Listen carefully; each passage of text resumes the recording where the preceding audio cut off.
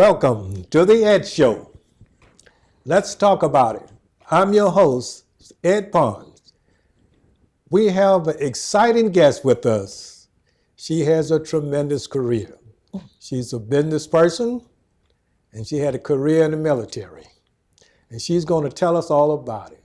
Welcome to the show, Miss Belinda Vining. Hello, Mr. Eddie. It's Belinda Vining Trepagnier. Don't forget about the Trepagnier. Let's give him a shout out. Okay. How are you? Thank you so much for inviting me. Thank you. It's nice to have you on the show. Beautiful day to be here. Yes, it is. And you're a business person, and you had a distinguished military career. Yes, sir. Okay, first, let's go a little bit. Tell us about your background, where you was born and where you was raised at. Oh, sure, absolutely. I am the daughter of a steel worker. My father is Isaiah Vining Sr. My mother was Melba Faye Vining, but my father has remarried to a lovely young lady here by the name of Rachel Wells. So now it's Rachel Wells Vining. And I was born and raised in New Orleans, and then we moved to Avondale. And once raised in Avondale, I continued my life and career at L.W. Higgins High School, is where I graduated from, aside with Marion Abramson High School, and then went to the University of New Orleans, where I got my bachelor's degree, and then went into the United States Navy. Okay, while in the Navy, what did you do when you was in the Navy? I was a flight grease monkey, I guess you might call it. I went in as an ensign, and then I finished my career at Nantissa in San Diego, but I went into boot camp as an ensign in the squadron of VT-86 in the Blue Angels, where I flew A4s, F-18s, and F-14s. Okay, what made you want to become a pilot? Just looking at different films, talking to different people, recruited like everyone else. You know, the recruiter comes out and they talk to you and see what you're interested in, what your interests are, what you can be, what you can't be, what you feel like doing. And flying always fascinated me. And when I left the military, I was recruited by Eastern Airlines, and I was not interested in flying commercial. It never did interest me to have other people's lives in my hands, but I didn't mind having my own in my hand, because of course in A4s and F-14, F-18s, you do have a pilot, and most of the time you do have a navigational pilot, but sometimes we fly solo. Okay, repeat. What are some of the missions? Where did you fly missions? Women aren't allowed, of course, in combat missions. So what we did was we practiced and learned, and which I did at VT-86 at the Blue Angel Squadron in Pensacola, Florida. And I flew from Okinawa, Japan. I went to Nantissa, the Naval Interoperable. It's a big top secret base in San Diego. Went there. That's where most of the silos are kept. And that is where most of the submarines are held as well. And then went just all state bound from San Diego, California, across Pensacola. I used to fly, touch and catch over the USS Lexington. That's where I learned to use my grappling hook on my aircraft.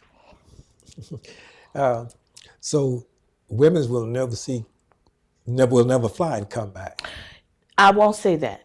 They're trying to change history as we speak. They're even trying to include some women into hand-to-hand combat on the ground. So we're fighting for our equality here. Okay. Now tell us a little bit about your business there, that you service a lot of people. Yes, I do. Now that I enjoy as well. I own and operate Parishes Supportive Living, and Parishes Supportive Living is a Medicaid healthcare waiver provider agency. We actually go out into the homes and service individuals with their daily living skills, meaning whether it be cooking, cleaning, personal hygiene, more or less taking them to the doctor, bringing them home safely. It's a very rewarding career. We work with mainly senior citizens, but we do work with people who are mentally disabled as well, which is called developmentally disabled. And we work with children on up to senior citizens, and it's a very rewarding career. It feels good to go into the home and to see their smiling faces. And it's easy to qualify, very easy to qualify. It's a free service through the state of Louisiana. But it is up to the individual or that individual's family to pick up the phone and call the Louisiana State Medicaid number and see if their loved one qualify for these services. Now, if anyone wanted to contact you, how would they contact you? Oh, to find here, out? absolutely. Locally, I can be contacted at 985-662-5347. In the New Orleans area, as we were discussing before we were not on the air, from like Belle Chase, New Orleans, St. Tammany, I service all the St. Parishes, all the lower parishes here. They can contact me toll free, 1-888-386-0898.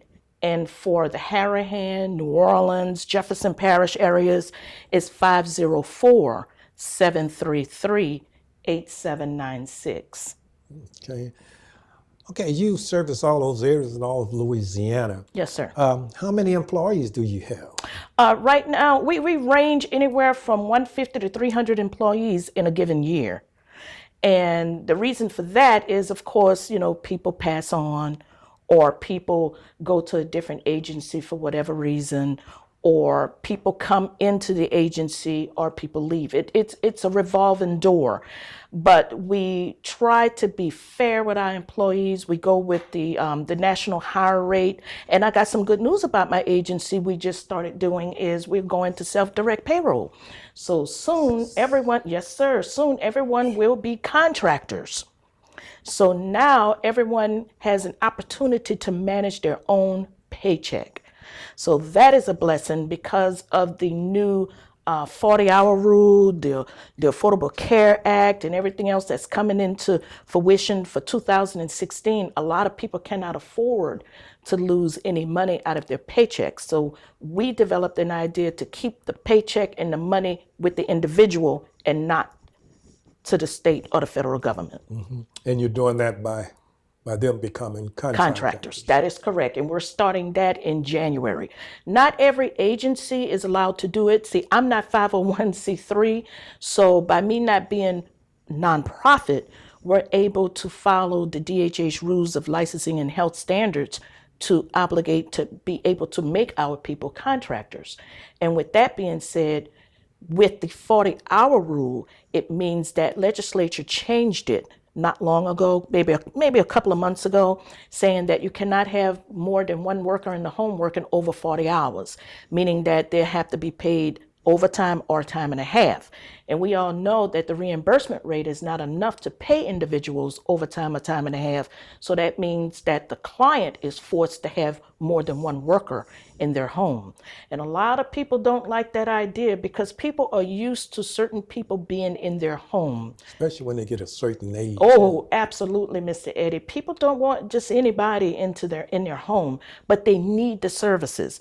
They're getting 60 hours or 70 hours a week for a reason, but they don't want to share their services with 2 and 3 other individuals that they're not comfortable with. So with this program, they can keep their same worker, keep their straight pay, and people can remain, to keep all their money to themselves and manage their own paycheck to take care of their families, feed their families, and pay their bills. Now you have another service that you render to people. And one that I'm most interested in, maybe I can qualify for, is veterans. No, you wouldn't qualify, Mr. Eric. As we talk, you're healthy, you're young, and you're strong. But yes, we do have a veterans program. If you are a veteran or a surviving spouse of a veteran, that you cannot do anything, or you're sickly or you're ill, same thing applies even if you're with the state of Louisiana. If you need assistance with cooking, cleaning, daily living skills, the VA, we are qualified to service any veteran within Louisiana. Not just New Orleans, not just the West Bank, not Tangipahoa, or anywhere from Monroe to Shreveport, anywhere. we can service anyone who is a veteran. And that works out beautifully because a lot of veterans don't even know about these services, because you have some veterans that are from World War One, World War Two. I hate to say one because I think most of them have been deceased. Yes. But two, Desert Storm, Korean, South Korean, whatever war they were in, and they're ill and they need assistance, and it goes beyond being serviced by the VA, we can go into the home and assist them. So I'm excited about that program. Not too many providers service senior citizens, and not too many providers service veterans. They get old, they're frail, and they die off quickly. But we at Parishes believe in when only independence matters, and we'll help anyone in their home, even those people who are receiving services through another agency that might not be happy with that agency. They're more than happy to come to Parishes and try our services, which we put the client first. Are you all serving many veterans now? Yes, we are. We serve many veterans now. And it's a new and exciting program, and it helps individuals who otherwise would go into a nursing home. Oh, so Yes, sir. you're the alternative for the nursing home. Oh, absolutely. Yeah. We're Okay. the liaison, I guess some people say the in-between. Even on the Medicaid side, if a person is they're almost to that point, but the family do not want to put them in a nursing home, because we all know statistics. We all know what happens when you put a loved one in a nursing home. They lose interest, or they lose feelings, or they just want to be here in their own home, where they want to pass away at home or be around family members. So we are that alternative to leave them in their home. We bathe them, we feed them, we clean them, and we give individuals who are in their family an opportunity to continue to go to work and continue to have a family to go and do those activities that they normally do, because they're not home taking care of mom, dad, or a veteran. That is our job to do that. So we're excited about that. The veterans, all they have to do is contact you, and you would set up everything for I them. will do all the legwork. All they have to do is dial my number, that 985-662-5347 number, and we will take down their application and put all that information to the Independent Veterans Healthcare System, and we will notify them if they qualify. Okay, so that's a very easy process. All they have to do is notify you. Absolutely. And I don't want people to feel uncomfortable, because people notify me on a daily basis. People definitely need to know about these services, and they need to know that they can qualify for these services as quickly as 30 days. Even a long-term care process through the state of Louisiana, it can be done within 30 days. A lot of people don't know that. A lot of people feel that they're just, not going to qualify, so they choose not to. Okay. Is there anything else that you would like to say about your service that you're providing to the people? Oh, nothing. I just want to thank everyone for welcoming me. Of course, thank you for welcoming me. And no, I will not get into politics. A lot of people ask me, well, you'd be a wonderful councilwoman, or you'd be a wonderful spokeswoman. No, I won't. The friends that I have, I want to keep. Okay. I leave that to the politicians, but I do thank you. Come and visit me. I'm at 509 South Chestnut Street in Hammond, Louisiana. Give that number again for someone to contact you. Yes, sir. 985-662-5347. And I'm at 509 South Chestnut Street, right here in Hammond, Louisiana, in the old Our Daily Bread building, or the old Woody's grocery store. Come see me, 8:30 to 4 o'clock. Okay. Thank you for being on the show. Thank you, It's been a Mr. pleasure Eddie. having you. Same here. Anytime you need me.